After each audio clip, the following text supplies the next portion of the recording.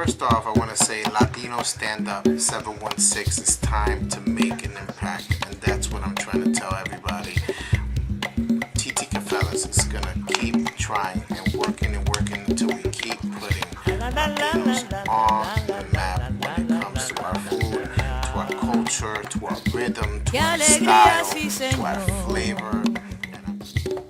Aquí con toda mi gente y con gran admiración brindo esta celebración de mis raíces trascendentes.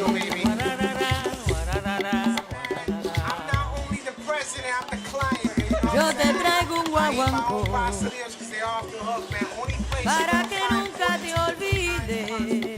7 different kinds of mofongos. I mean, we have ropa vieja dishes. We make the best mofongos, and I mean, I'm saying that because pride, because we really do dedicate. I mean, I'll stand by my word 100%. You know, so I mean, but we do everything. I mean, we even got cheesecake and white chocolate pastelillos. We created the Puerto Rican nachos, which are made with tostones. I mean, we're the first ones to pioneer so many dishes that are being added to our Hispanic Puerto Rican menu that increases our whole style and culture times 10. You know. Hey, it's your boy Chef LITO VELEZ. Getting in touch with my fans from Titi Cafelas, basically letting you guys know what the deal is for 2011. Are we ready? It's gonna be popping, and I mean seriously, it's gonna be off the hook. I've been growing. I mean, it's been 4 years already. I've been doing the restaurant scene in Buffalo. Since Riverside, we've had Titi Cafelas starting out in Buffalo and Riverside on Tonawanda Street, and we started from a small pastelillo shop in growing into a full-service restaurant in which we serviced our Spanish Puerto Rican cuisine to the next level by creating dishes right on the spot, fresh, making empanadas from different styles, fresh, customizing it for our clients. And we really learned a lot from this experience, but where do we go from there? And that's basically what I'm actually been contemplating. Took a break. I did a little bit of traveling and then studying too at the same time, practicing a lot in the test kitchens, and I've gotten to the conclusion that Buffalo needs an all Latin cuisine restaurant.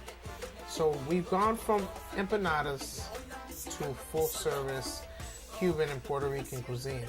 Now, what does Titi Cafelas have to offer? We're bringing it back to Buffalo firsthand. Lancaster was a beautiful experience, and I love everybody in Lancaster and in the surrounding areas. I want to give a shout out and a lot of love to a lot of the patrons that actually came down from areas such as Angola, even from Buffalo when we were all the way over there, from different locations such as Derby, Pennsylvania, Rochester. We even had a family that came in from Puerto Rico.